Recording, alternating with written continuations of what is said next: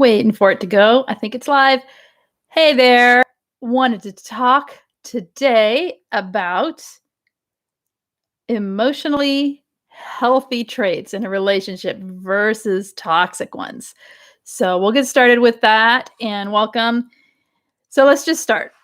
I'm not going to make a list back and forth. I'm just going to start talking and give you some ideas about healthy relationships because people often ask about or often ask like they don't even know what a healthy relationship is or what one would look like because they've always had toxic ones, or say they were brought up by a toxic person and they don't even know what it would be like to be in or to even receive healthy relationship toward them. So let's talk about that.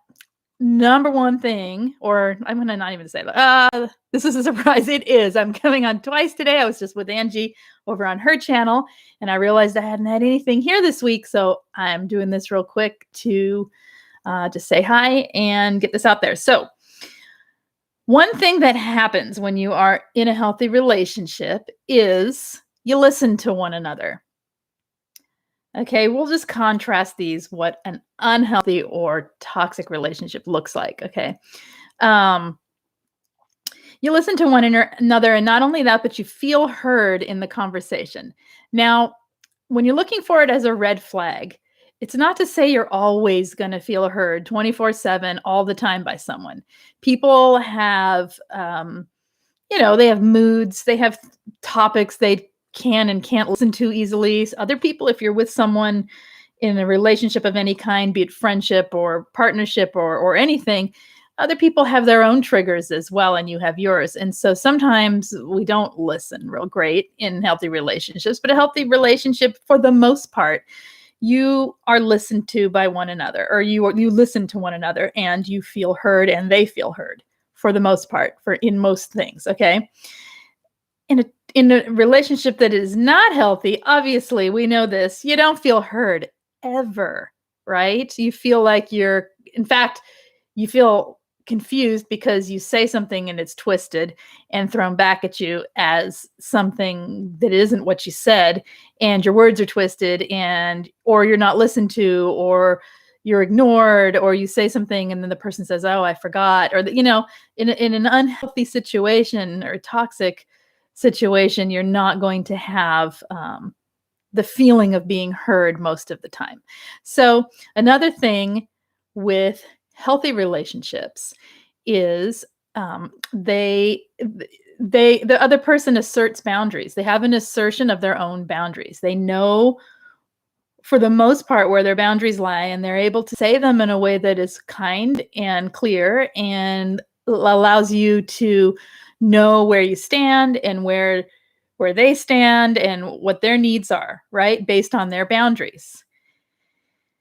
Well, and then to go alongside that, they respect your boundaries. So in a healthy relationship, for the most part, most of the time, that's not to say that on occasion people can't push against a boundary now and then to get you to flex a little. Does that make sense? Sometimes we're rigid, we get these hard boundaries, and someone healthy might actually push a little without hurting you, without it being like, they'll respect it when you say back off, right? That's the way we encourage one another sometimes, is by just nudging. But that's not the same as crossing boundaries or pushing the boundaries so far that you don't even know where the boundary lies anymore, or that there even is one, right? So it's a tricky one with red flags because people do get excited. Oh, come on, let's go, when you already said no. But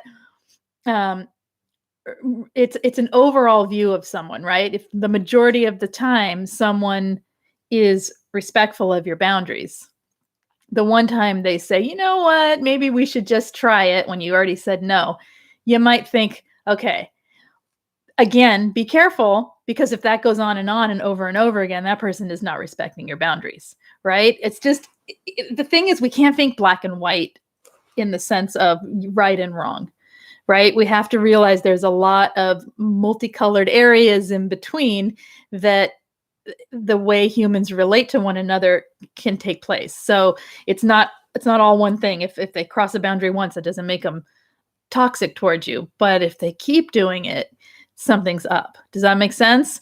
Okay, so another thing is validation. You feel validated in your conversations, in your when you have to explain something, when you're telling a story, when you feel like you're heard, and not only heard but validated. They're able to validate in a way that is not love bombing. It's almost boring. It's like, yeah, I hear you. Or, okay, so I hear what you're saying. You're saying this, and repeat it back to you without it being too artificial. It's authentic. It's authentic, and you feel validated. With someone who's toxic, they may say they understand or hear you in a way that just feels like someone's trying to either get you to stop talking about something or to sort of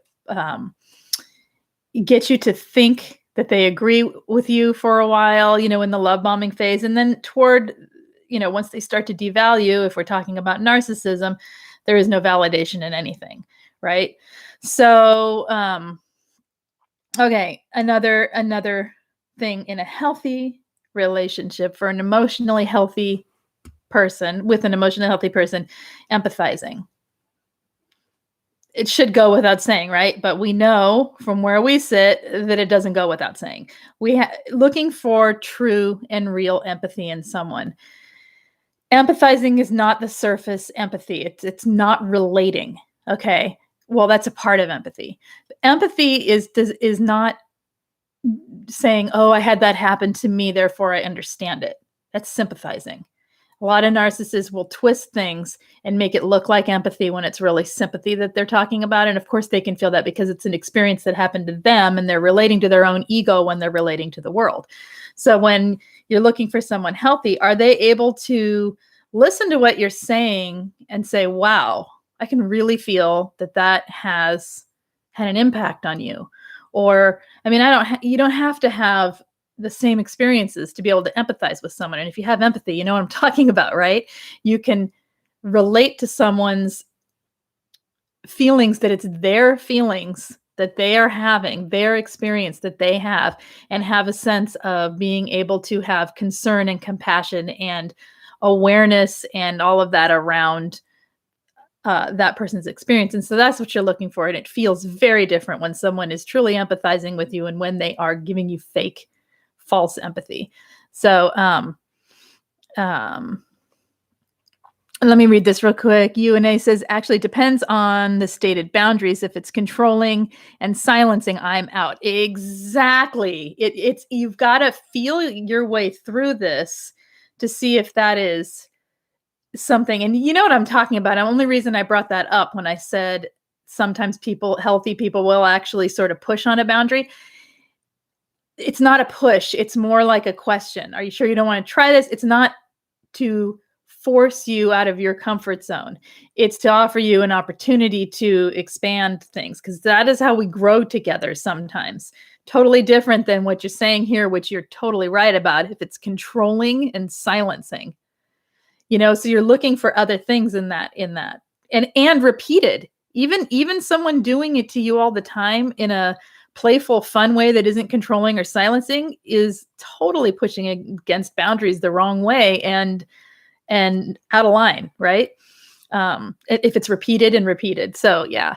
Jack is saying the real empathy from someone, you can actually see them seeming uncomfortable about your situation. You can.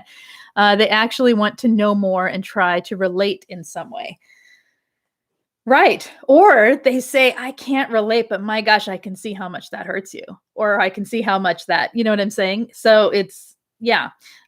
Okay. So, and we know the contrast of that, a narcissist has no empathy because they are living their life in a delusion of ego, and they are relating only to that ego and that self and that mask that they wear, that they keep on to make the world believe that's who they are, right? And who they want to believe they are. And they make the world around them to support that world that is their delusion. So no empathy there. And sometimes it can be hard to spot with coverts. And that's why I was trying to describe it a little bit. And we can talk about that another time. I probably should just do true empathy versus perceived, or, what did we call it? Angie had a good word for it today over on her live stream. It wasn't surface empathy, but you know what I'm talking about. Okay, so let's keep going. In a healthy relationship with healthy relating, you want to grow. The other person wants to grow. The other person has self-growth. You see them evolve. You see it. This takes time, of course, to know. This is not something you can spot, but you kind of can if you listen to people's lives. It's not just growing one thing. A very successful, charismatic narcissist will grow a business. They'll grow. They'll look successful, right? They'll look the ones that some can. So it's not just that, it's seeing that they can, and this will come to my next point, it's seeing that they can use what they learned from their life and the way that they've interacted with others, especially when it comes to the dynamic of a relationship, and grow from the things they've healed from in their life. Grow from, if you want to think about it, like narcissistic people, many of them are survivors themselves of abuse in their life. Okay. And so how do they grow from what the healing has taught them? Well, number one, they don't, because they haven't encountered healing. They haven't attempted to create healing in their life.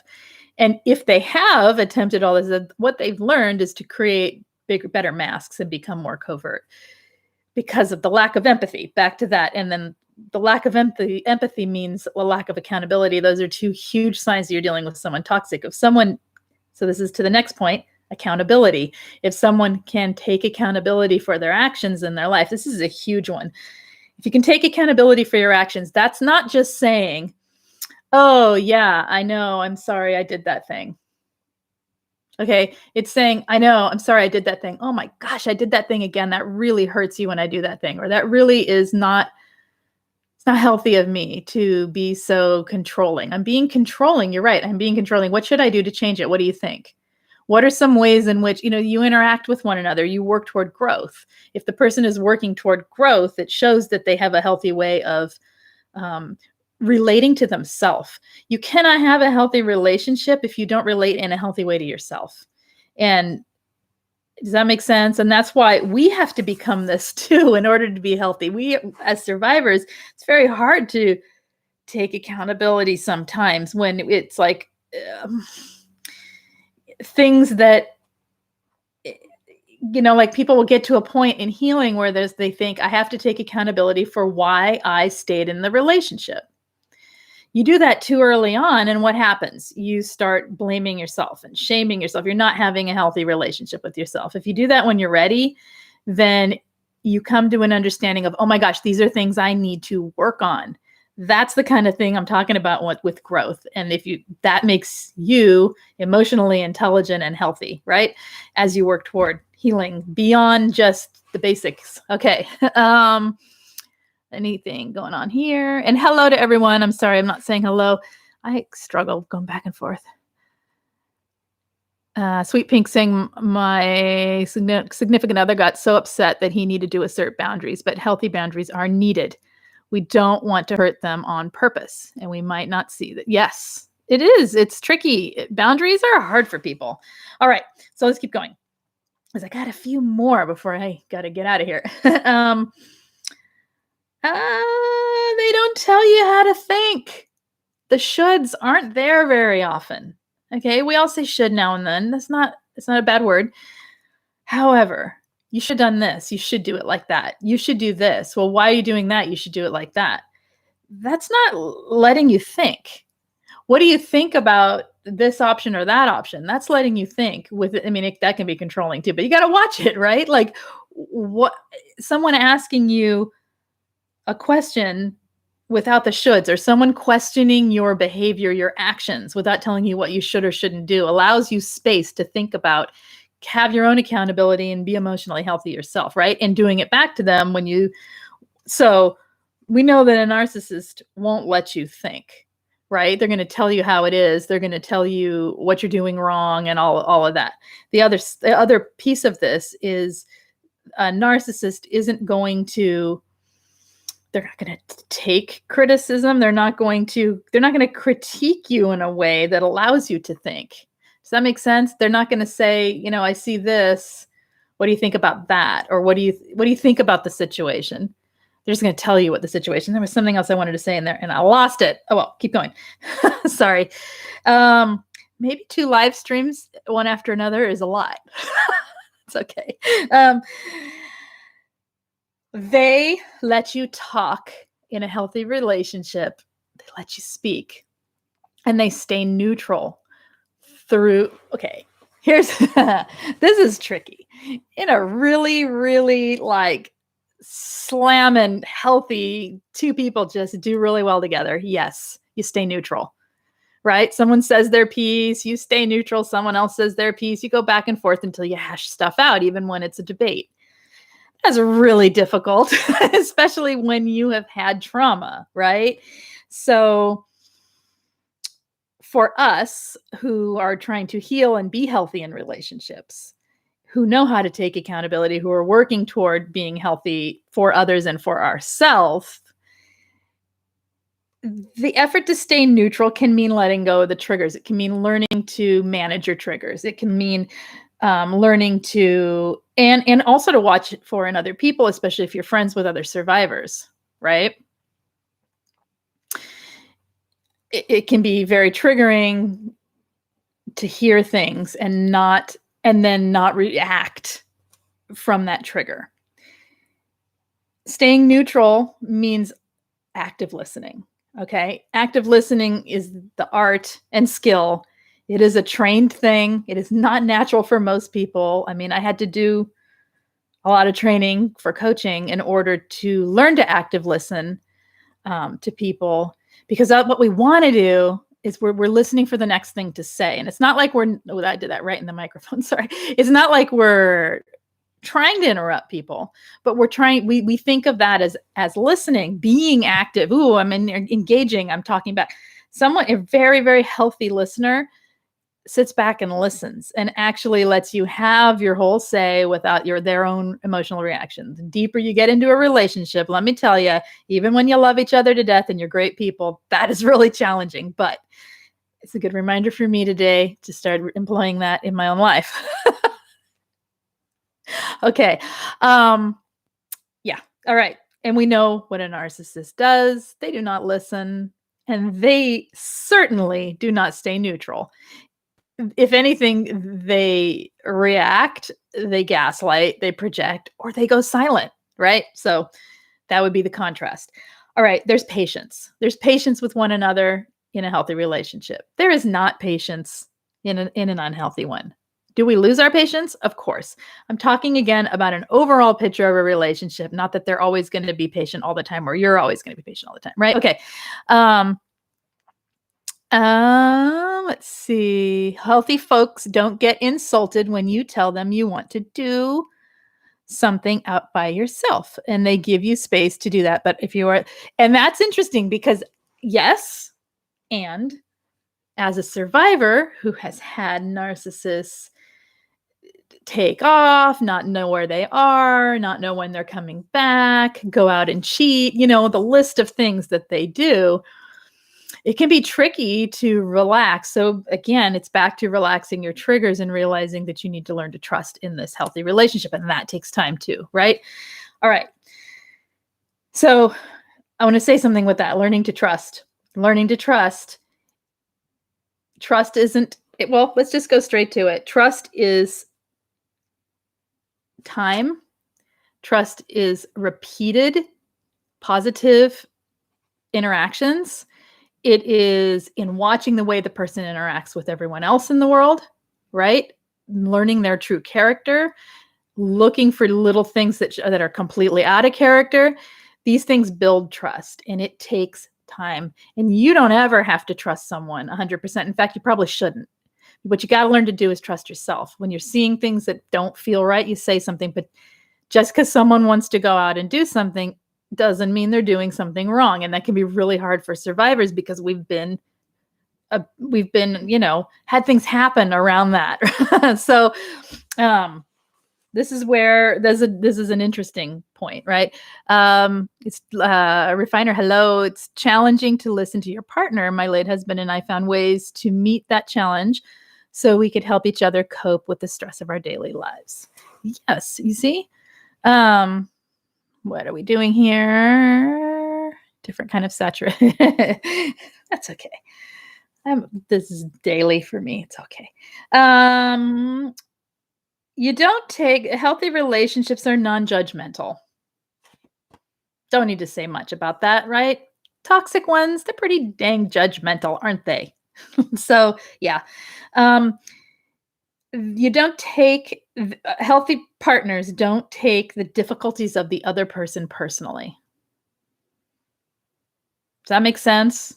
You're struggling with something and it's not because codependent, this is one thing where codependent people can get unhealthy in relationships, and that is everything that is going wrong for the other person, we think it's our fault, right? That's not healthy relating. We need to learn to let that person have some space and go through their difficulties without it being our fault.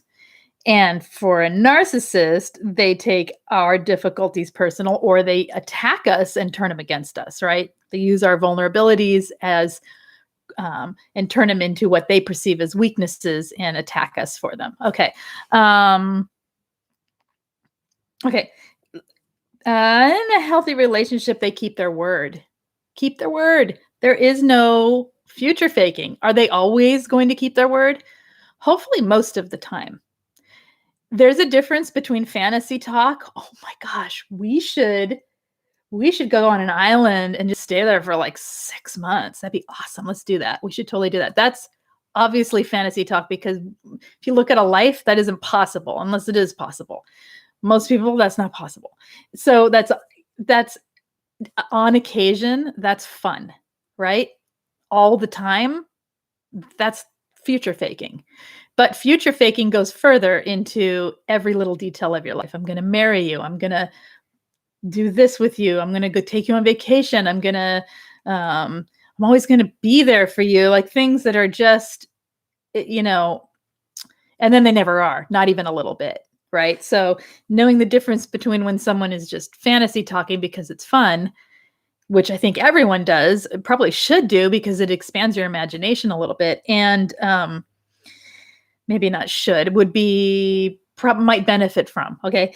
And future faking, which is not keeping your word. And that comes to the next one. Honesty. Honest, clear communication. Transparency. Authenticity. Those are signs of a healthy relating, right? Contrast that with lying, deception, gaslighting, projecting, that list of horrible things that we've all dealt with, right? So there's the difference there between those. Okay, next one. They're compassionate. They're not only empathic, but it's compassion. You're looking for a little compassion in life, right? And that's not to say that people that are very quiet or very quiet, that's not the right word, more analytical are bad. It's that they have a different level of showing compassion because their minds think very analytically. That's not bad. That's a personality style that needs to mesh with yours, right? And so, but compassion being shown, whatever that means for the situation, right? Whereas a narcissist can show compassion if it relates to something in their life they can relate to. That's what I've seen across the board. Okay. Or something they have interest in. Like I can remember my ex sociopath or whatever he was, right? He malignant narcissist, we'll say that for sure. He had this obsession with sending money for foreign countries aid for starvation and food and world hunger. Sounds compassionate, right? I don't know what the fixation was about that particular topic, but that was his thing. And so he liked to donate there. But when you looked at it, compared to his everything else, it really wasn't a ton. It was almost like doing it for show, right? And then we had another one too of like, I can't remember, one other thing that was very similar. I was like, what is this? This isn't, it feels like compassion, but there's something off about it. Like, what are you getting from it? Anyway, real compassion. So let's keep going. In a healthy relationship, we're okay with a little silence. And that can mean not communicating all day long, constant texting. That can mean giving the person space to have silence, to be themselves, to be natural, right? And that again can be really hard for survivors when we've had silent treatment done to us. It's very hard to learn when you're being triggered and when something's really happening, right? Okay. Future faking was applied to me when I was in Texas. So glad I stuck to my deals. Good. Not good about that it was done. I'm dealing with a narcissist, but it happens. Time to let it go. Yep. Okay. And if you guys have any questions of your own, go ahead and throw them in there. And if I don't get to them, repeat them. Okay. Let's see. I got just a couple more for today. Sincere apologies and acts of change that show accountability. Knowing the difference between a sincere apology and an artificial apology. I have an entire video a couple weeks ago about how the narcissist apologizes. Go back and look that up if you are interested. Narcissists, they some of them do apologize. They don't mean it, and it's not sincere. It's, I'm sorry, but I know, but you made me do that. You know, those kind of things. So look, a sincere apology is, I can remember, like, I'm trying to think of, anyway, sincere apologies, right? Okay, and the last one, which we've talked about here already, is taking accountability. So we've kind of talked about that already. So those are just some examples and some traits of healthy relationships. If you have more, throw them in the comments for people, because it is very difficult when leaving toxic situations to know what healthy looks like. Many people who have been in relationships with narcissists have never had a healthy relationship in their life. Many, many, many of us, more than you would know, a lot of people never had one. How do you create a template for healthy when you do not have any examples in your own life? So be looking for these examples in characters you read, in other people's relationships, in relationships with friends, relationships with therapists or coaches, or, that is one of the best models of coaching for me, is to model healthy relating. I'm not in a relationship with people. I'm in a specific way of relating with a client, right? There is a boundary, so I have to do that part. It's like all of these things that I'm talking about are applied as much as I possibly can in order to model for them what they have never had. Okay. And that, I think, is for me like the greatest joy of the whole part of it, is to at least be there to give that. But also, it's very hard because we're also triggered. We're also, having to do all this healing ourselves, which makes us not entirely doing all these things back to other people in our relationships, right? Which then there's guilt and there's shame and I'm broken and all of this. So there's a lot of self-love and a lot of self-care that needs to come in when you're working through this for yourself. When you're looking for it in other people, it really does help to have some examples and to be able to reflect back what you've been working on in yourself, outwardly too. Okay. No healthy relationship. Right. You see, what is love? You know what? Oh, I wrote down, there is no way I can find it this quickly. I had that question and I researched a little. What is love? Like, what is it? And so I wrote down different things people said and kind of combined it into something that was the best description of what is love. And I've got to find it. So I will try to find it. And if I do, I'll type it in comments. All right, let's quickly look at some of these things for what is unhealthy, emotionally unhealthy behaviors. that I may have missed. Let me see. Trust. On the trust issue, a toxic person will demand your trust without the building of time and the building of trust.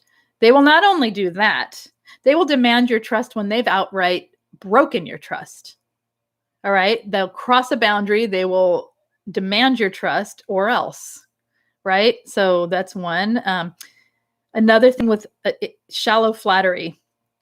It's really hard for us to accept compliments. I thought Angie and I did really well today when we complimented each other at the end, because the time before we both kind of, thanks. This time I was really trying to just listen to her and be gracious, and she's always gracious, but she did the same, and it's really hard. It's hard to have because we've had shallow flattery. We've had flattery used against us. We've had compliments used to manipulate us. So, but that also means we know how to spot it if you watch. Okay. An unhealthy relational person will avoid their own issues. They will not see an issue, pick it, choose it, work on it. They will avoid it. We all avoid things now and then. It's really hard. You can't work on everything all at once. Got to avoid a few to work on others, but here's the thing. Healthy people who can relate healthily to other people are in constant growth, and they're in constant question of their own way that they are, where they could be better. They're trying to be the best person, the best version of themselves, right? So a healthy person, they just kind of avoid their issues. What else do they do? Anyone? What do they do? Here we go. They project their issues onto you. Sunny said it before I even asked it. Yep. Okay. Yeah, then they tell you need to get help. Here I go laughing again. It's that time. Oh, yeah. All right. Self-righteous. Everybody has a self-righteous issues that to them mean something. By self-righteous, I mean toxic self-righteous. They're always right. They are righteous above all else, no matter what, because everyone's beneath them, right? Different than having a cause that is actually something you are standing up for, right? Okay. Defensiveness. That is not healthy relating, whether it's a toxic person or not. And we all do it. Survivors are also defensive. We're very defensive because we've been gaslit. And it's the second it sounds like someone's not listening, or we're misunderstood, or maybe we didn't communicate clearly, and the person says something that triggers it, the defensiveness comes up. The second we're told we're wrong. I can't tell you how often that happens where I'm having to, when adminning on Span, it's very difficult because we've got to remove posts now and then. There's rules. The rules are our boundaries. Our boundaries need to be respected. We have those rules in place to protect everyone. It's a lot of work to maintain monitoring and adminning a group like that, right? So if we pull a post, I'm sorry, but it's rules is rules, right? And it's not personal. Defensiveness comes up. Why? It should be allowed, blah, blah, blah. And like the attacking, people get attacking when they're defensive. That's what I'm trying to get at. And even survivors, even everyone, right? It can happen. A narcissist, however, will be defensive and then flip the script, blame you, start the gaslighting, the whole thing. So I'm trying to show you that where the unhealthy stuff is in someone totally toxic, really bad for you, someone that is healing and having defensiveness in ourselves when we do it because of why would we even feel that way? And hopefully, I know when I get defensive, then I have to do what? Take accountability. And then what? Then I have to be open to change. And then what? It's a whole list of things that I go through in order to drop the defensiveness about things. It's to me, it's the only way to relate. I can't relate to my partner if I'm defensive. He'll just get defensive back, and then we're like two bulls with our horns at each other, right? So not good. Doesn't work. All right. Last one here. Toxic relating does not admit weakness. It does not, it doesn't, not only does it not take accountability, it does not admit it has anything to even work on to begin with. There's nothing wrong with it, right? We know what that is. Narcissist. Okay. All right. Anything else you guys have today? Otherwise, I'm going to head on out. I'm going to read here. Jack is saying flattery turns my tummy now. It's gross. Like you want to wash it off. Can you tell the difference, Jack, between flattery and a genuine compliment? Like if I said to you, Jack, I appreciate you. You are here regularly. Like you show up, you participate, you communicate, and I appreciate it. Does that feel icky? Or if I was like, oh my gosh, Jack, you're the best participant here. I mean, obviously, that's playing it up. It feels icky when I say that to you because, I mean, it's true. You are appreciated. You do show up and it's all just truths. Okay. See, isn't that interesting? Like even, so flattery and compliments both feel icky even. And I think it's really an exercise. It feels like I'm buttering. It doesn't feel like you're buttering me up, but it makes you uncomfortable. It doesn't feel icky. Okay. Well, it can. Some people, just any compliment at all, like even thank you can feel, it can feel like too much, right? No compliments, don't. Okay. One thing I recognize immediately, the fake or manipulative compliment. Mm-hmm. And it's creepy. Creepy and uncomfortable. Yep. Okay. All right. Anything else, you guys, before I head out? Oh, here we go. Life's Revival. Hello. Thank you. I have a friend who always disagrees or says no to what I say. Narcissist? Not from that much information. That was very Yoda. I was going to speak that in the strangest. Okay, let me restart over. From that much information, I can't tell. Okay, because that's just one behavior. And it could be that they have a highly defensive nature. Some people do. Some people have had, it's not healthy for sure to always say no or in disagreement, to always have to disagree. It's super annoying too, because it's like, why talk? Why have a conversation if you're just going to disagree all the time? Yes, Jack. But so hard to say. It's possible. It's not a healthy way of relating. So yeah, totally off topic. Yes, go for it. Silence. This is healthy. Just be able to sit in silence together. Actually, probably not while you're live streaming. Anyway, I'm going to keep talking while you're typing, Jack. I'll just say my little ending thing here. Do I play the guitars? No, I do not. I sing with the guitars while he plays them.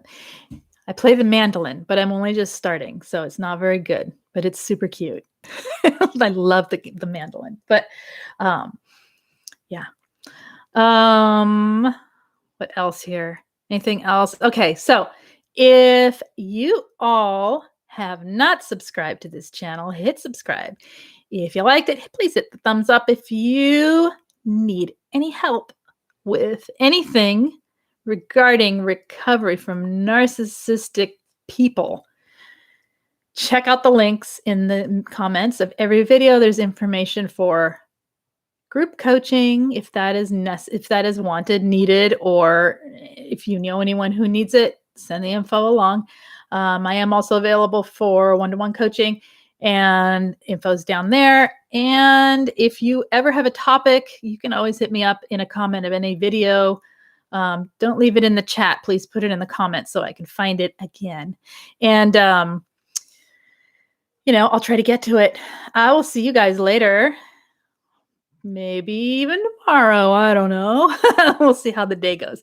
I'll talk to you soon. Take care. Bye. Thank you all for being here.